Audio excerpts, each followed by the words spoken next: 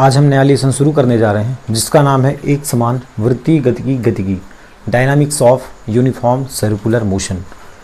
तो पहले हम इस चीज़ को समझें कि एक समान वृत्तीय गति हम कहते किसे हैं, यूनिफॉर्म सर्कुलर मोशन है क्या। ठीक है, तो एक समान वृत्तीय गति समझने के लिए हम एक सर्कल बना लेते हैं, एक वृत्त बना लेते हैं और इस वृत्त पर मान लेते हैं कि कोई कण है और कोई वस्तु है। ये वृत्त हो गया, ये वृत्त का हो गया केंद्र। ठीक, अब इस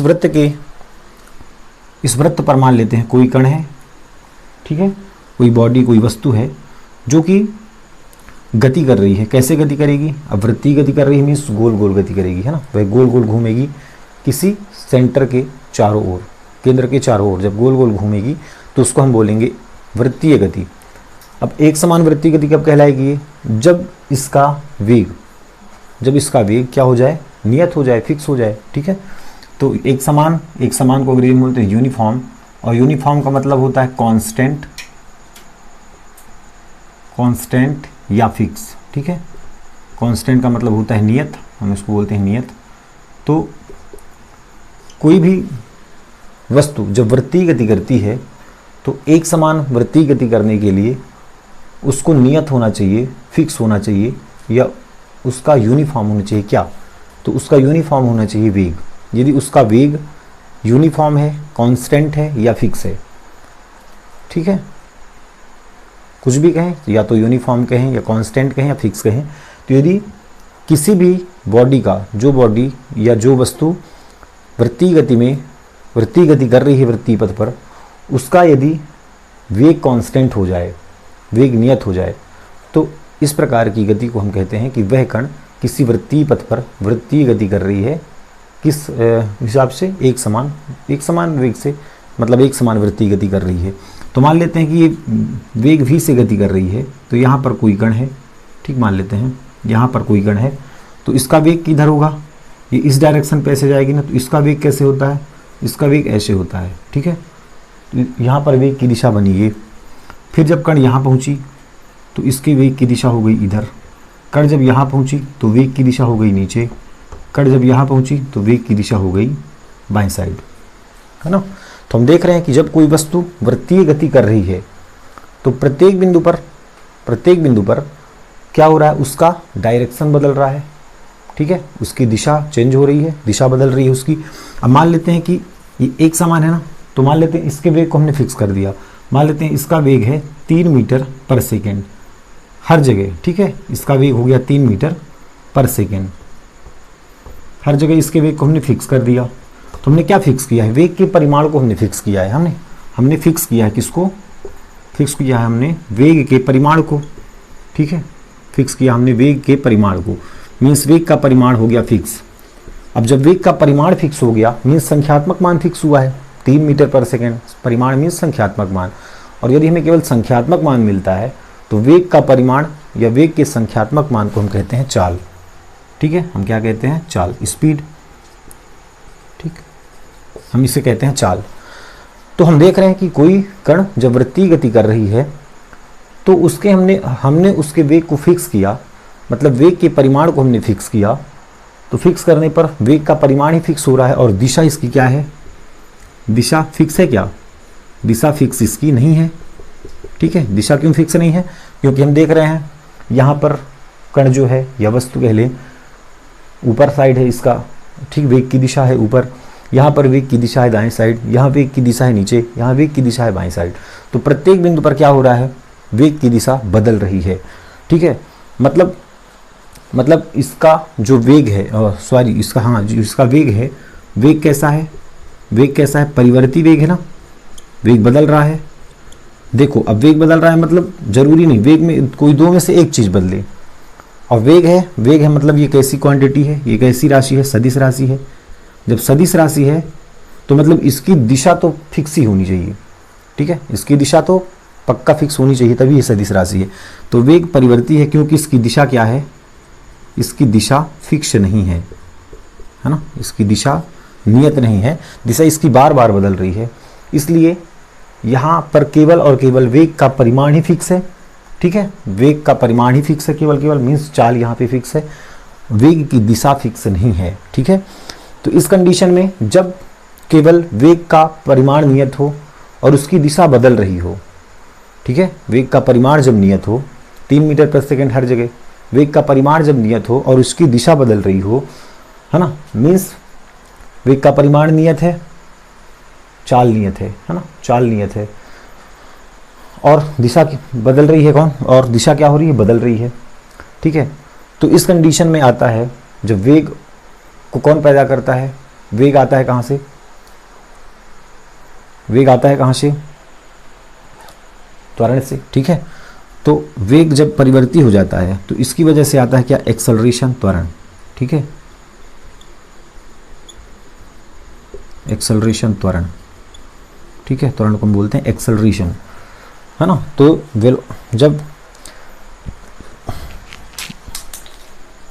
जब क्या हो, जब कोई वस्तु वृत्तीय गति कर रही होती है तो उसका वेग बदलता रहता है, मीन्स वेग की दिशा बदलती रहती है।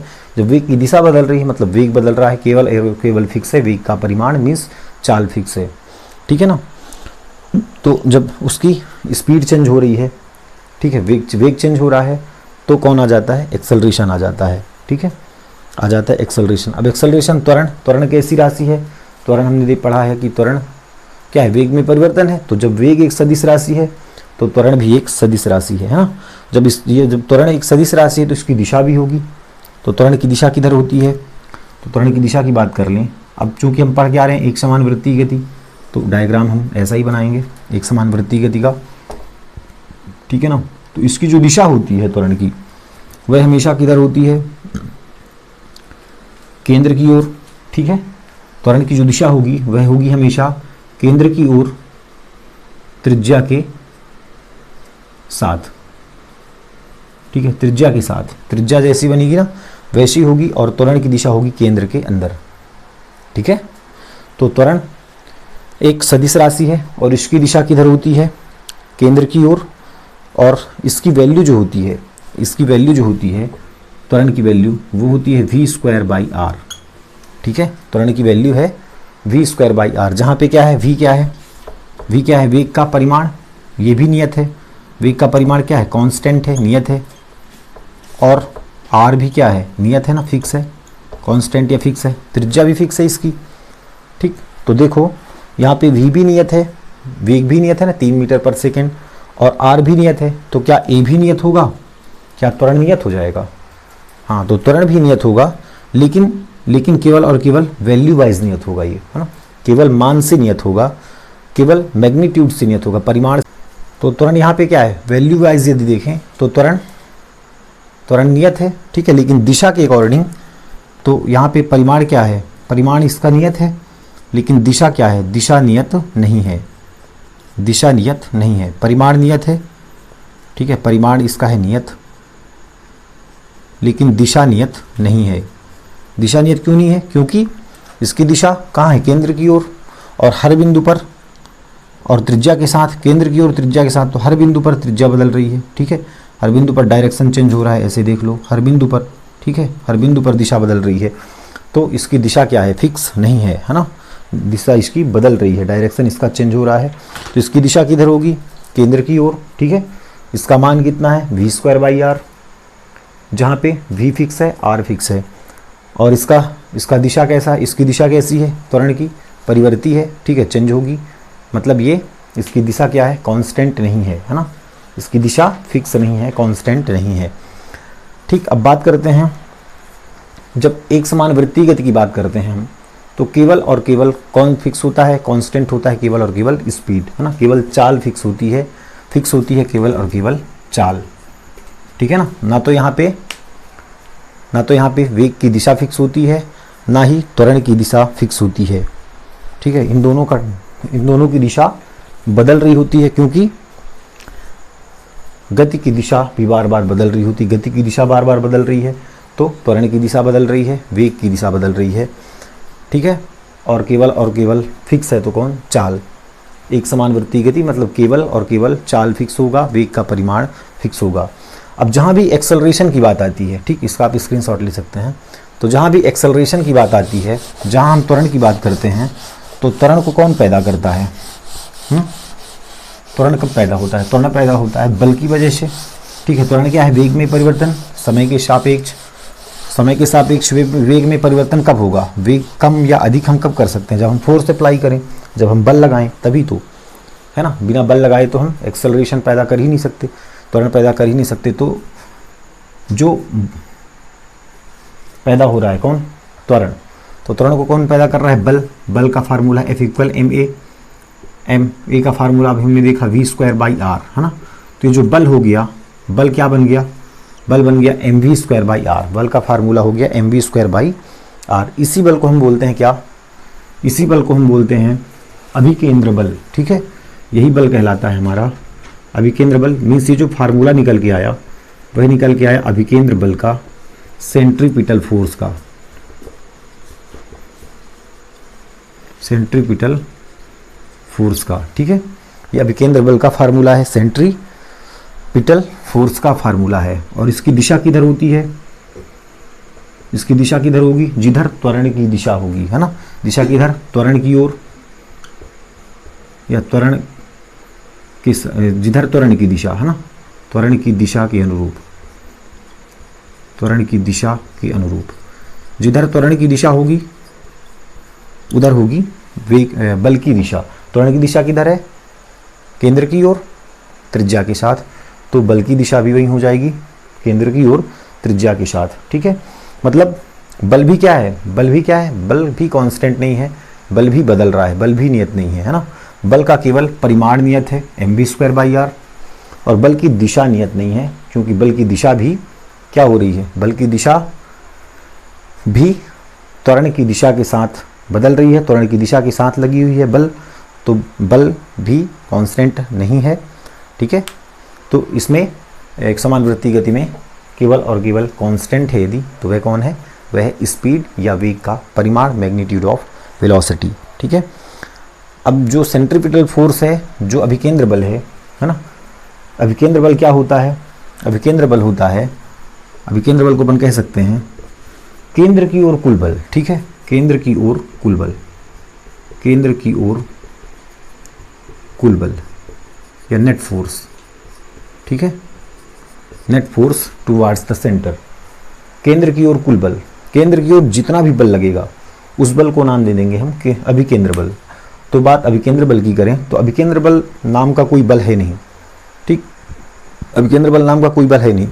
दुनिया में जो भी वस्तु, जो भी पिंड वृत्तीय गति करती है, ये दुनिया में कोई सी भी गति हम देखें, यदि वह गति गोल गोल हो रही है, वृत्तीय गति हो रही है, तो उस वृत्तीय गति में जो बल काम करता है, ठीक है, उस वृत्तीय गति में जो भी बल होगा, तो उस बल को हम एक नया नाम दे देते हैं, जिसको हम कहते हैं अभिकेंद्र बल। तो अभिकेंद्र बल है क्या? अभिकेंद्र बल है एक पद कह सकते हैं, ठीक है, एक पद कह सकते हैं। जैसे कलेक्टर का एक पद होता है ना, तो कलेक्टर किसी का नाम तो नहीं होता, वहाँ उस पद में जो बैठता है उसे हम कलेक्टर कहते हैं, और कलेक्टर का कुछ ना कुछ नाम होता है, तो उस पद में बैठने वाले व्यक्ति का नाम है कलेक्टर।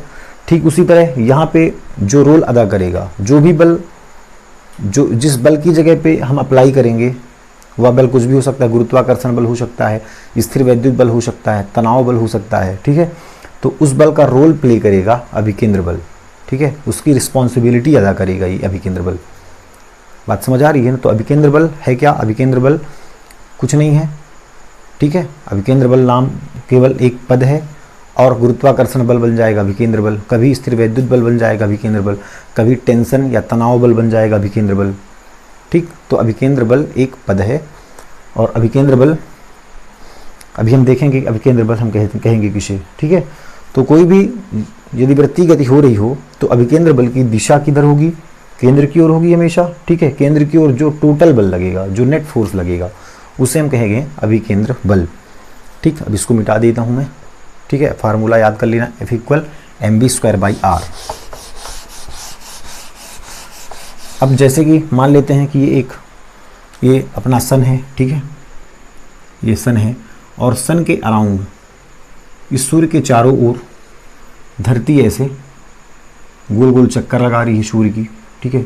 यहाँ पे सन है, यहाँ हो गया धरती, अर्थ, ठीक। तो क्या करेगा? सूर्य इसको अपनी ओर खींचता है ना, सूर्य क्या करता है, केंद्र की ओर बल लगाता है, मतलब केंद्र की ओर बल लगेगा।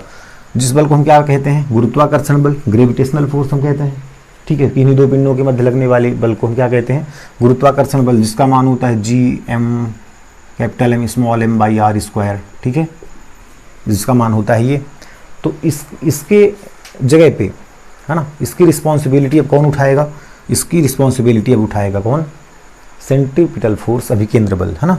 तो FC सेंट्रीपिटल फोर्स या CP लिख सकते हैं, FCP।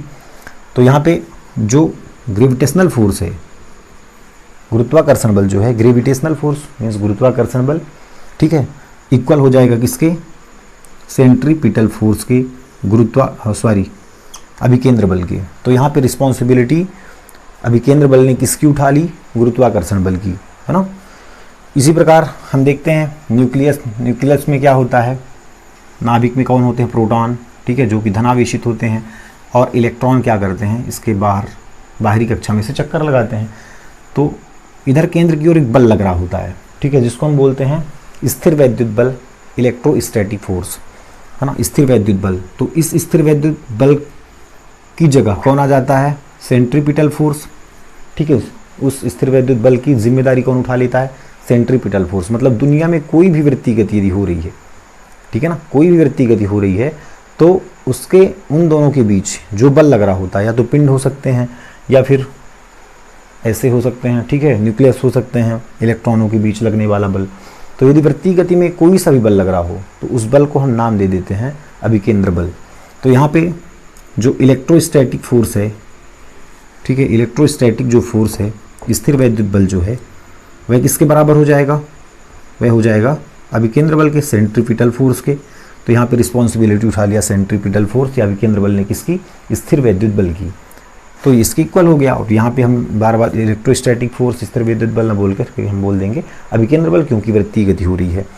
और तीसरे प्रकार का बल है टेंशन। ठीक, मान लेते हैं कि यहाँ पे सेंटर पे हमने कभी किया है ना, ऐसे रस्सी में एक पत्थर बांध लेते हैं और उस पत्थर को ऐसे घुमाते हैं, ठीक है, पत्थर को ऐसे घुमाएं तो घुमाने पे क्या होगा, उस रस्सी में तनाव हो जाता है, तनाव उत्पन्न होता है ना, टेंशन उत्पन्न हो जाता है, रस्सी में तनाव होता है।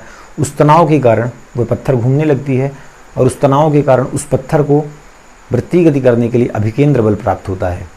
ठीक है, तो बिना अभिकेंद्र बल प्राप्त हुए वृत्तीय गति नहीं हो सकती। तो यहाँ पे हमने एक पत्थर रख दिया या स्टोन रख दिया हमने, ठीक है, पत्थर को हमने एक सिरे से बांध दिया और दूसरे सिरे को पकड़ कर हमने उस पत्थर को उस रस्सी से बांध करके घुमाना शुरू किया। तो उस पत्थर को क्या मिल रहा है, केंद्र की ओर एक बल मिल रहा है, जिसको अभिकेंद्र बल कहेंगे। हालांकि यहाँ पे टेंशन है, तनाव है, तो ये टेंशन किसके बराबर हो जाएगा, सेंट्रीपिटल फोर्स के बराबर हो जाएगा। ठीक है, सेंट्रीपिटल फोर्स के बराबर हो जाएगा, अभिकेंद्र बल के बराबर हो जाएगा यहाँ पे तनाव बल या खिंचाव बल। ठीक है ना, तो बात समझ आई, सेंट्रीपिटल फोर्स है क्या, और बिना अभिकेंद्र बल के वृत्तीय गति हो ही नहीं सकती, ये बात भी पक्की है ना। यदि अभिकेंद्र बल नहीं लग रहा है तो वृत्तीय गति नहीं होगी, या ये कहें कि यदि वृत्तीय गति हो रही है मीन्स अभिकेंद्र बल लग रहा है। वृत्तीय गति तभी होगी जब अभिकेंद्र बल लगेगा, और जब अभिकेंद्र बल टूट जाएगा, मान लें कि हम रस्सी को क्या कर रहे हैं, रस्सी के एक सिरे पर पत्थर बांधकर रस्सी को घुमा रहे हैं। अब यदि अचानक से रस्सी टूटे, ठीक, या पत्थर रस्सी से छूट जाए, तब की कंडीशन में क्या होगा, पत्थर क्या होगा, इस स्पर्श रेखा से दूर चला जाएगा, केंद्र से दूर। ठीक है, स्पर्श रेखा की दिशा में केंद्र से दूर फेंका जाएगा, ये केंद्र से दूर चला जाएगा, क्योंकि इसको वृत्तीय गति करने के लिए अभिकेंद्र बल प्राप्त नहीं होगा, और जब अभिकेंद्र बल प्राप्त नहीं होगा तो वह वृत्तीय गति नहीं कर पाएगी। तो जब वृत्तीय गति नहीं कर पाएगी तो वह स्पर्श रेखा की दिशा में दूर जा गिरेगी। ठीक है, वृत्तीय गति नहीं कर पाएगी, अभिकेंद्र बल प्राप्त होना बंद हो जाएगा, और जब अभिकेंद्र बल प्राप्त होना बंद हुआ तो वह वृत्तीय गति करना बंद की, मीन्स स्पर्श रेखा की दिशा में वह दूर चली गई। ठीक है, अब इसके बारे में कुछ जान लेते हैं, सेंट्रीपिटल फोर्स के बारे में। इसको आप देख सकते हैं, इसको मिटाता हूँ मैं। तो सेंट्रीपिटल फोर्स जो है, अभिकेंद्र बल जो है, वह एक वास्तविक बल है। ठीक है, एक रियल बल है, वास्तविक बल है। ठीक है, तो यहाँ पे लिख सकते हैं अभिकेंद्र बल कैसा बल है, अभिकेंद्र बल कैसा बल है, वास्तविक बल है, रियल फोर्स है। ठीक है, वास्तविक बल है, वास्तविक बल है। इसकी दिशा किधर होती है, अभिकेंद्र बल की दिशा किधर होती है, केंद्र की ओर। अभी हमने देखा है ना, केंद्र की ओर अभिकेंद्र बल की दिशा होती है। यदि अभिकेंद्र बल मिलना बंद हो जाए, यदि पत्थर क्या हो, रस्सी से टूट जाए, तो कहाँ जाएगी पत्थर, केंद्र से दूर, स्पर्श रेखा की दिशा में केंद्र से दूर चली जाएगी। जैसे ही अभिकेंद्र बल मिलना बंद हुआ, वैसे ही वृत्तीय गति होना भी बंद हो जाएगा। बिना अभिकेंद्र बल की वृत्तीय गति की कल्पना भी नहीं करी जा सकती। तो सेंट्रीपिटल फोर्स या अभिकेंद्र बल कैसा बल है, वास्तविक बल है। दिशा किधर होगी, केंद्र की ओर होगी। ठीक है, इसके विपरीत एक और बल होता है, इसके विपरीत बल होता है एक अपकेंद्र बल। ठीक है, अपकेंद्र बल, अपकेंद्र बल, ठीक है, जिसको हम बोलते हैं सेंट्रीफ्यूगल फोर्स, सेंट्रीफ्यूगल फोर्स। ठीक है, ये कैसा बल होता है, ये होता है इमेजनरी या फेक फोर्स होता है। इसको हम बोलते हैं हिंदी भाषा में छद्म बल, छद्म बल। ठीक है, ये बल होता नहीं, हमको महसूस होता है कि ये कोई ऐसा बल है, अपकेंद्र बल। ये बल होता नहीं है, ये रियल फोर्स नहीं है। ठीक है, वास्तविक बल कौन सा है, अभिकेंद्र बल। लेकिन अपकेंद्र बल जो है वह कैसा बल है, वास्तविक बल नहीं है, छद्म बल है, मीन्स फेक फोर्स है। ठीक है, फेक फोर्स है। इसको अंग्रेजी में इमेजनरी भी कह सकते हैं, इमेजनरी फोर्स कह सकते हैं। ठीक है, और स्यूडो फोर्स इसको भी उसको बोलते हैं हम, है ना। ठीक, तो अपकेंद्र बल जो है, अपकेंद्र बल एक ऐसा बल है, तो जैसा नाम से स्पष्ट है, अपकेंद्र, अभिकेंद्र मतलब केंद्र की ओर बल। ठीक है, दिशा कहाँ, केंद्र की ओर, वास्तविक बल है जो कि। अपकेंद्र बल कैसा बल, केंद्र से दूर वाला बल। अपकेंद्र मतलब केंद्र से अप, बाहर की ओर, केंद्र के बाहर की ओर यदि हमें बल का अनुभव हो तो वहाँ पे अपकेंद्र बल काम करता है। ठीक, अब अपकेंद्र बल को समझने के लिए हमें फ्रेम ऑफ रेफरेंस का जानना बहुत ज़रूरी है। ठीक है, फ्रेम ऑफ रेफरेंस। ठीक है, चलो तो इसको मिटा देते हैं। अब बात करते हैं अपकेंद्र बल की।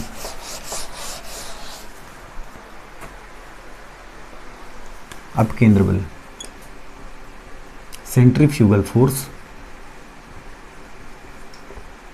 तो ये कैसा बल है, ये एक इमेजनरी बल है ना, फेक फोर्स है, छद्म बल है कह सकते हैं। तो हमने कभी देखा है व्हील देखा है हमने ना, एक व्हील है। ठीक, इस व्हील में मान लेते हैं सेंटर से ऐसे ऐसे चारों साइड, इस सेंटर पे हम ऐसे घूम रहे हैं। ठीक है, कभी वृत्तीय चक्ति घूमा है, इसको बोलते हैं अपन व्हील। ठीक है ना, इसमें अपन घूम रहे हैं, बैठे हुए हैं और ऐसे हम सर्कुलर पाथ पे गति कर रहे हैं। ठीक, यहाँ पे दो लोग हैं, यहाँ पे दो जन हैं मान लेते हैं, ए और बी। ठीक, ए हो गया, ये हो गया बी, ए और बी कोई व्यक्ति हैं। ठीक,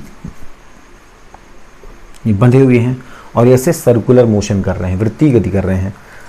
अब मान लेते हैं कोई सी व्यक्ति है जो बाहर खड़ा है। ठीक है, जो सी व्यक्ति है जो बाहर खड़ा है, जिसका फ्रेम ऑफ रेफरेंस क्या है, वो कहाँ से देख रहा है, ग्राउंड से देख रहा है, ग्राउंड या सड़क से देख रहा है इन लोगों को। मतलब ये, और ये कैसा फ्रेम है, घूर्णी फ्रेम है ना, ये घूम रहा है, घूर्णी गति कर रहा है, घूमता हुआ फ्रेम है, और ये ग्राउंड में खड़ा है, मतलब स्थिर फ्रेम पे ये खड़ा है। ठीक है, ये स्थिर फ्रेम पे खड़ा है और ये दोनों बैठे हुए हैं घूमते हुए फ्रेम पे, है ना। तो ये मतलब कहाँ खड़ा है, नॉन रोटेटिंग फ्रेम। ठीक है, नॉन रोटेटरी फ्रेम पे खड़ा है, रोटेटरी लिख सकते हो, है ना, मतलब जो घूम नहीं रहा,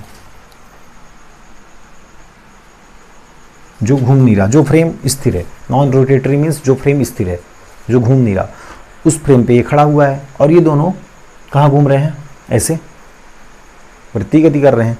तो सी क्या देखेगा इन लोगों को, हाँ, सी क्या देखेगा, सी बोलेगा कि मान लेते हैं सी नोटिस कर रहा है बी को। ठीक है, सी नोटिस कर रहा है बी को, तो क्या बोलेगा सी कि बी क्या कर रहा है, बी घूम रहा है। ठीक है, सी क्या बोलेगा कि बी घूम रहा है।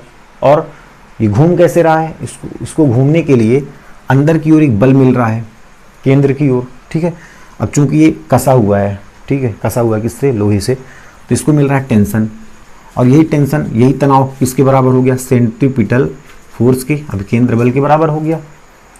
ठीक है, सी ने क्या देखा कि ए घूम रहा है, ए घूम रहा है मतलब वृत्तीय गति कर रहा है। वृत्तीय गति कब होगा, जब सेंट्रीपिटल फोर्स होगा, जब अभिकेंद्र बल होगा। बिना अभिकेंद्र बल की तो वृत्तीय गति हो नहीं सकती। तो उसने दिमाग लगाया कि इसको अभिकेंद्र बल मिल रहा है, अंदर की ओर, ठीक है। उसको जो टेंशन बदल जा रहा है किसमें, तनाव बदल जा रहा है अभिकेंद्र बल में, मतलब उसको अभिकेंद्र बल मिल रहा है, किधर मिल रहा है, केंद्र की ओर, तभी वो वृत्ति गति कर पा रहा है, ठीक है। इसके अपोजिट यदि ए देखता है बी को, है ना, ए बी को देखता है, तो अब इसके सापेक्ष सी के सापेक्ष क्या है, बी, ऐसे वृत्ति गति कर रहा है, लेकिन ए के सापेक्ष बी क्या है, रेस्ट पे है। ए के सापेक्ष बी कैसा है, रेस्ट पे है, विराम में है। ए ने बी को देखा, बोला तू तो रेस्ट पे है, और सी ने देखा तो बोला बी वृत्ति गति कर रहा है ना। तो ये दोनों कहाँ पे बैठे हैं, ये बैठे हैं रोटेटरी फॉर्म पे, रोटेटरी फ्रेम पे बैठे हुए हैं ये, है ना। ये कैसा फ्रेम है, घूमता हुआ फ्रेम है, ये घूमता हुआ फ्रेम है और ये स्थिर फ्रेम है, ठीक है। तो अब केंद्र बल कहाँ मैटर करता है कि आप किस फ्रेम पे बैठे हुए हैं। यदि आप नॉन रोटेटरी पे हैं तो आपको अब केंद्र बल की कल्पना भी नहीं होगी, लेकिन यदि आप रोटेटरी फ्रेम पे बैठ जाएंगे तो आपको अब केंद्र बल समझ आएगा, आपको ऐसा लगेगा कि हमको अब केंद्र बल लग रहा है, ठीक। तो ए ने कहा कि बी रेस्ट पर है, ए ने क्या कहा कि बी रेस्ट पर है।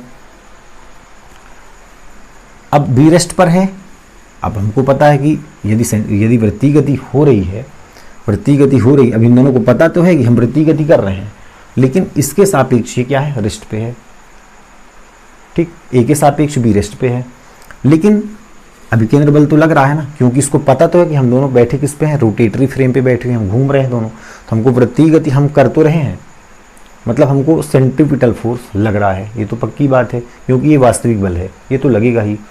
लेकिन जब सेंट्रीपिटल फोर्स लग रहा है, अभी केंद्र बल लग रहा है, तो ये स्थिर क्यों है, ये ऐसा सोचता है कि बी स्थिर क्यों है, इसको वृत्ति गति करना चाहिए, जबकि मेरे सामने तो स्थिर खड़ा हुआ है। तो इस कंडीशन पे एक फोर्स आता है, ठीक है, एक फोर्स आता है ऐसे, जो कि केंद्र से बाहर लगता है, जिसको हम बोलते हैं सेंट्रीफ्यूगल फोर्स, ठीक है, जिसको बोलते हैं सेंट्रीफ्यूगल फोर्स, जो कि परिमाण में बराबर होता है, लेकिन इसकी दिशा अलग होती है, और एक ही वस्तु पर लग रहा है, बी पर ही लग रहा है ना, सेंट्रीपिटल फोर्स भी, और बी पर लग रहा है सेंट्रीफ्यूगल फोर्स भी, अभिकेंद्र बल भी बी पर और अभिकेंद्र बल भी बी पर लग रहा है, ठीक है। तो एक ही वस्तु पर लग रहा है दोनों बल, बात समझ आ रही है ना, एक ही वस्तु पर लग रहा है, मीन्स ये दोनों कैसे हैं, एक दोनों के विपरीत नहीं है, ठीक है ना। अभिकेंद्र बल का विपरीत नहीं है अभिकेंद्र बल, ठीक है। विपरीत कब होगा, जब क्रिया के बराबर और विपरीत प्रतिक्रिया हो, लेकिन अलग अलग वस्तुएं होनी चाहिए, है ना। न्यूटन की जो गति का तीसरा नियम है वह कहता है कि प्रत्येक क्रिया के बराबर और विपरीत प्रतिक्रिया होती है, लेकिन वस्तुएं अलग अलग होनी चाहिए, संपर्क तल अलग होने चाहिए, और यहाँ पे संपर्क तल एक ही है, तो न्यूटन की गति का तीसरा नियम यहाँ पे लागू नहीं होता। मीन्स ये दोनों कैसे फोर्स हैं, ये दोनों फोर्स तो हैं, ये इमेजनरी फोर्स है, काल्पनिक फोर्स है, काल्पनिक बल है, और ये वास्तविक बल है, जो कि लगता ही लगता है, ठीक। जैसे मान लेते हैं कोई सर्कुलर पाथ पे, ठीक है, ये एक वृत्तीय पथ है, इस वृत्तीय पथ पर कोई कार ऐसे मुड़ रही है ना, कोई कार ऐसे मुड़ रही है, या कभी कभी आप बस में आपने देखा होगा कि जब बस ऐसे टर्न लेती है ना, या केंद्र की ओर ऐसे झुकती है, जब वृत्तीय टर्न आता है ऐसे, तो मान लेते हैं यहाँ पे कोई व्यक्ति खड़ा हुआ है ग्राउंड पे, है ना, तो वो क्या देखेगा, वो देखेगा बस ऐसे घूम रही है, मतलब बस को क्या मिल रहा है, अंदर की ओर mv²/r मिल रहा है, अब केंद्र बल अंदर मिल रहा है, लेकिन बस में बैठा हुआ यात्री बाहर की ओर एक झटके का अनुभव करता है, उसे लगता है बाहर की ओर कोई बल हमको लग रहा है, उसे ऐसा लगता है कि बाहर की ओर कोई एक धक्का लग रहा है, उसको इस साइड में एक बल का अनुभव होता है, जो कि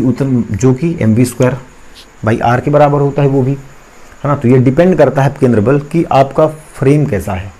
आप यदि ग्राउंड पे खड़े हैं तो आपको वही वस्तु आपको लगेगी कि उस पर अभिकेंद्र बल लग रहा है, लेकिन जब आपका फ्रेम उसी में चला जाएगा, उस रोटेटरी फ्रेम में चला जाएगा, जो कि घूम रही है ऐसे, है ना, तो आपको समझ आएगा कि आपको एक बाहर की ओर झटके का अनुभव होता है, जिसको हम कहते हैं अभिकेंद्र बल, जो कि एक इमेजनरी है, काल्पनिक बल है, ठीक है।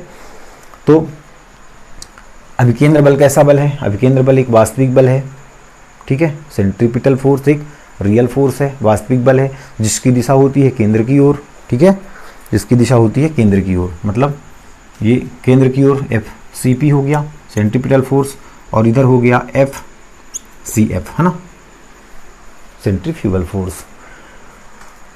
और ये कैसा बल है, ये रियल फोर्स है ना, ये वास्तविक बल है, और ये काल्पनिक बल है, या छद्म बल है, इमेजनरी है, फेक है। इसकी दिशा कहाँ, केंद्र की ओर, इसकी दिशा केंद्र से दूर। तो मतलब दोनों बल कैसे हैं, आपस में बराबर हैं, केवल दिशाएं विपरीत हैं, ठीक है ना। मतलब दोनों का मान वही होगा mv²/r। इसका मान निगेटिव mv²/r नहीं होगा, पॉजिटिव ही होगा। इसको हमने माइनस इसलिए ले लिया क्योंकि दोनों की दिशाएं विपरीत हैं, ठीक है। अभिकेंद्र बल की दिशा के विपरीत लग रहा है अभिकेंद्र बल, तो इन दोनों की दिशाएं विपरीत हैं, इस कारण से माइनस का साइन है। बाकी वैल्यू जब पुट करेंगे तो दोनों की वैल्यू होगी mv²/r, ठीक है ना। तो आज की क्लास थी एक समान वृत्तीय गति। तो एक समान वृत्तीय गति में हमने क्या सीखा, हमने बात शुरू की थी वेग से। तो एक समान वृत्तीय गति में एक ही चीज़ फिक्स होता है किसी वस्तु का, जब कोई वस्तु वृत्तीय गति कर रही होती है तो एक ही चीज़ फिक्स होता है, उसका क्या, उसका फिक्स होता है केवल और केवल स्पीड या वेग का परिमाण, ठीक है। उसकी दिशा बार बार बदल रही होती है, वेग की दिशा, ठीक है। अब जब उसका वेग बदल रहा है तो वेग बदलने से क्या आएगा, वेग में परिवर्तन क्या होता है, जब वेग में परिवर्तन होगा तो क्या आएगा, त्वरण आएगा, ठीक है, त्वरण आएगा। जब त्वरण में परिवर्तन होगा तो क्या आएगा, बल आएगा, ठीक है। तो हमने स्टेप बाय स्टेप देखा कि पहले वेग में परिवर्तन हुआ, फिर एक्सेलरेशन आया, फिर एक्सेलरेशन को कौन पैदा करता है, फोर्स, बल, है ना, तो बल आया।